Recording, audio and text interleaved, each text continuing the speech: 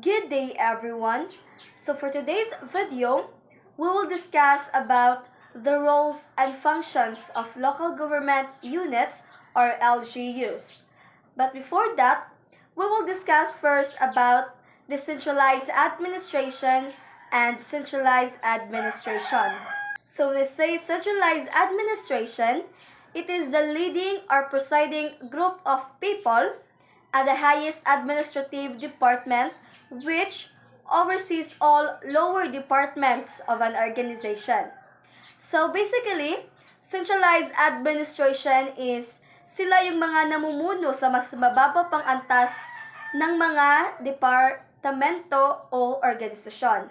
So what does decentralized administration mean?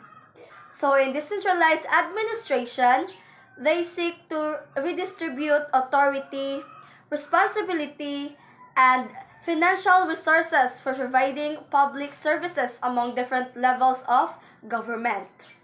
And also, administrative decentralization is the transfer of responsibility for planning, financing, and management of certain public functions from the central government. So now, let's go back to LGU. So, unsa di ay purpose or unsa di ay gamit sa LGU? So, basically, LGUs empowers them to become self-reliant communities.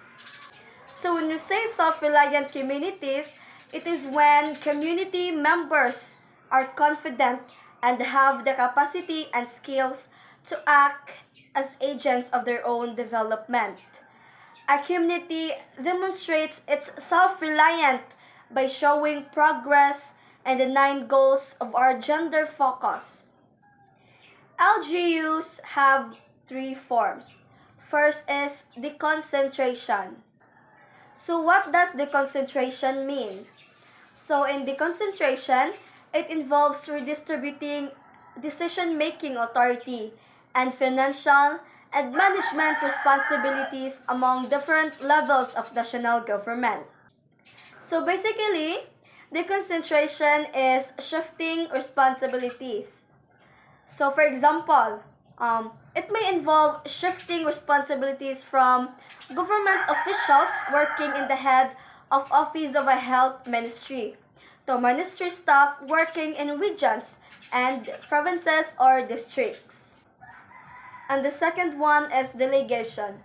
So when we say delegation, it involves national government transferring responsibility for decision making and administration of public functions to local government units. So basically, delegation is ang pag-transfer sa responsibilities to another officials para mas mapadali ang trabaho. So when man nato masay if ang government is nag-delegate. So, governments delegate responsibilities when they create public enterprises or corporations, and also housing authorities, transportation authorities, and special service. And the last one is devolution. So, in devolution, it is where national governments devolve functions to subnational government. In a devolved system, local government units often have clear and legally recognized legal boundaries over which they exercise authority and within which they perform this function. So basically, when governments devolve functions, they transfer authority for decision-making, finance, and management to quasi-autonomous units of local government with corporate status. And usually, devolution transfers responsibilities for services to municipalities that elect their own mayors and councils. What do you mean by quasi-autonomous? So, quasi-autonomous is a non-government organization. When we say non-government organization is usa siya ka organisasyon o ahensya na tumatanggap ng pondo mula sa isang pamahalaan. But, non-government organization is nakakakilos sila ng mag-isa, or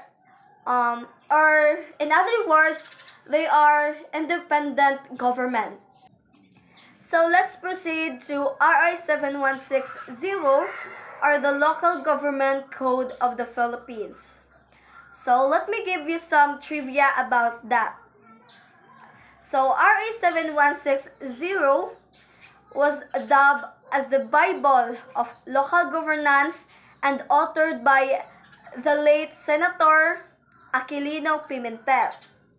And it was signed in 1991 to decentralize governance and allow autonomy for local government units. And also, former President Corazon Aquino was also signed into the law on October 10, 1991.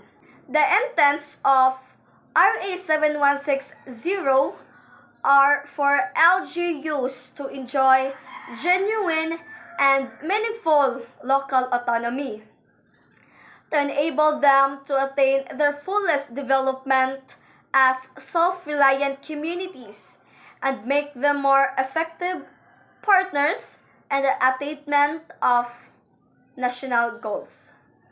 So, moreover, it is also the policy of the Philippines government to ensure the accountability of local government units through the institutions of effective mechanism of recall, initiative, and referendum. So what are the meaning of those institutions? So first, what is recall? On recall.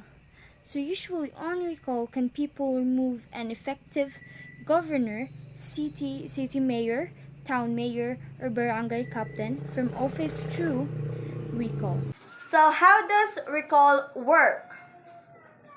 So, on a ground of lost confidence, the voters can remove an elected official from office through a direct vote before that official terms has ended.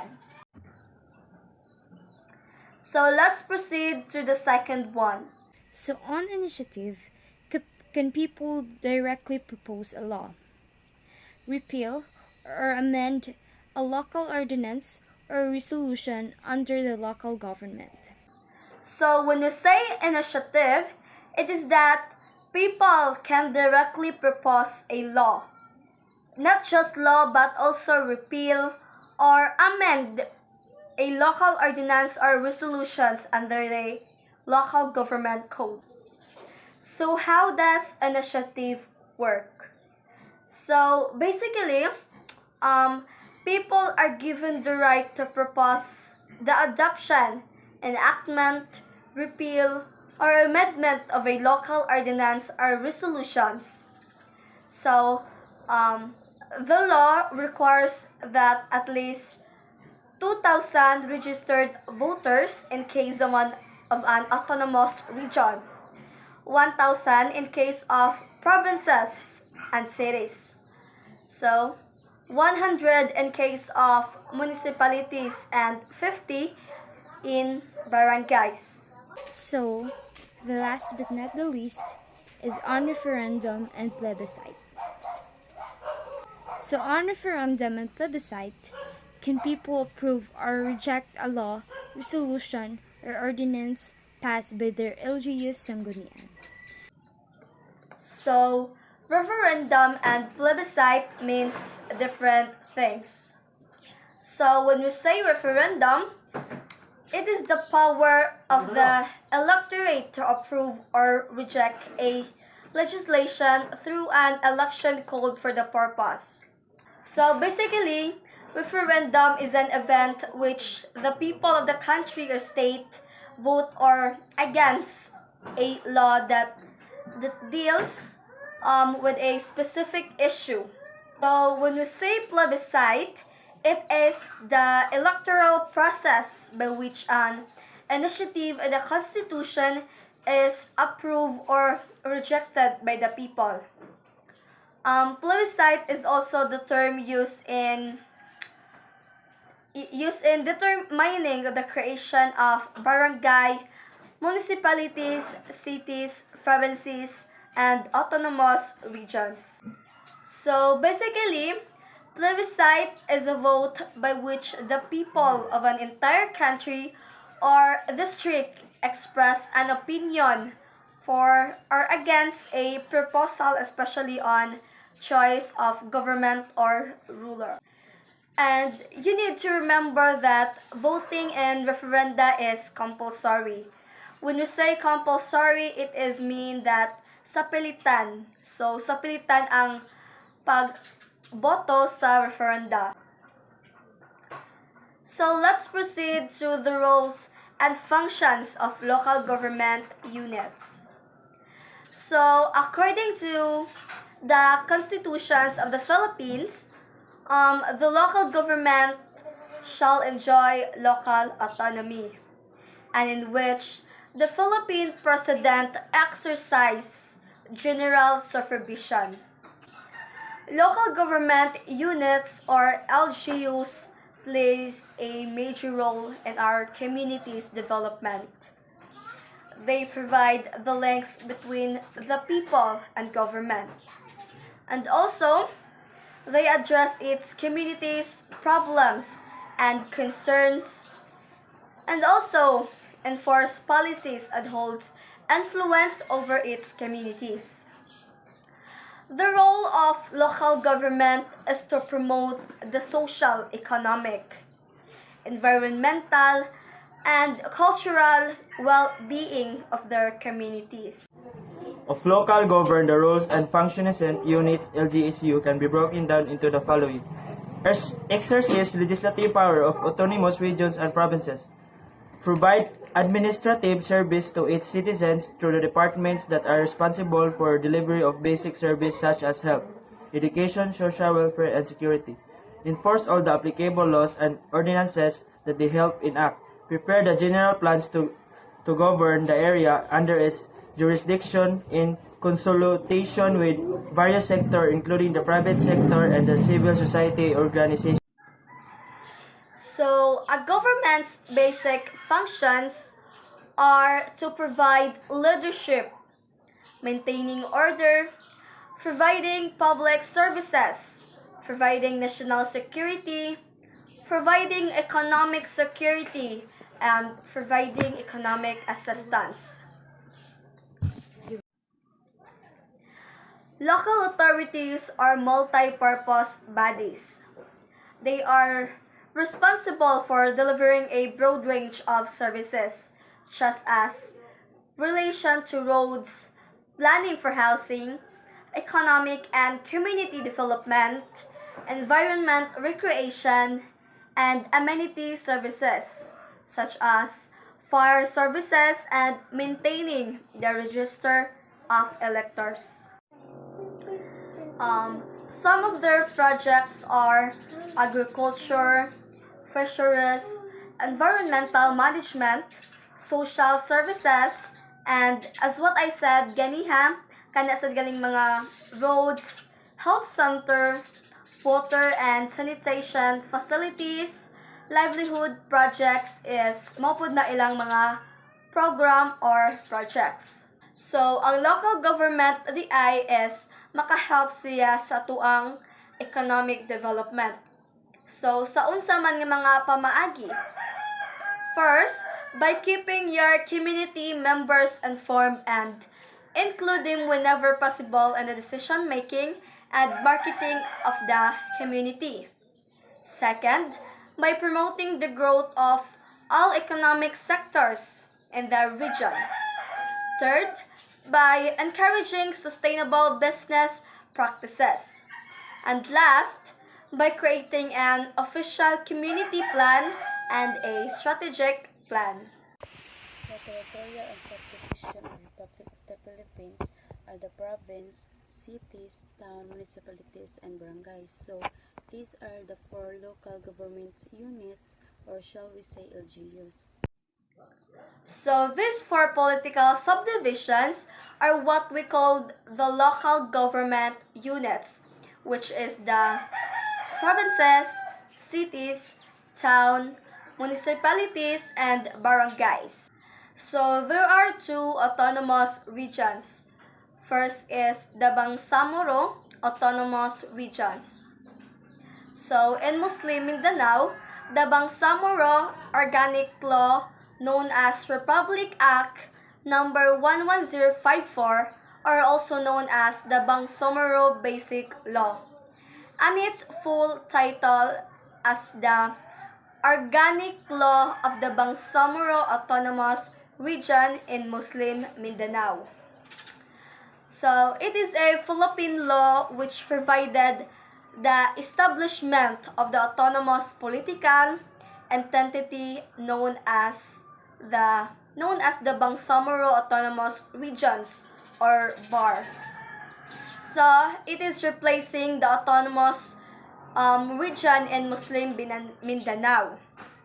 Ang autonomous region ng Muslim Mindanao ay isang autonomous na rehiyon ng Pilipinas na matatagpuan sa Mindanao Island grupo ng Pilipinas na binubuo ng 5 Muslim na lalawiganin: Basilan, Lanao del Sur, Maguindanao, Salo at Tawi-Tawi. Ito ay ang isang rehiyon na may sariling pamahalaan, ang de facto na upuan nagmamahalaga. So we also have Cordillera Administrative Region. So it was created through RA 8438, otherwise known as an act to establish Cordillera Autonomous Region in 1997. Cordillera ay isang malawak na chain at o network system ng mga bulubundukin kagayang nasa kanlurang baybayin ng Amerika. Ang termino ay hiniram mula sa Espanyol kung saan ang salita ay nagmula sa Cordillera. Take note that there is a decentralization of power where there is a abdication of political power in favor of LGUs declared to be autonomous regions.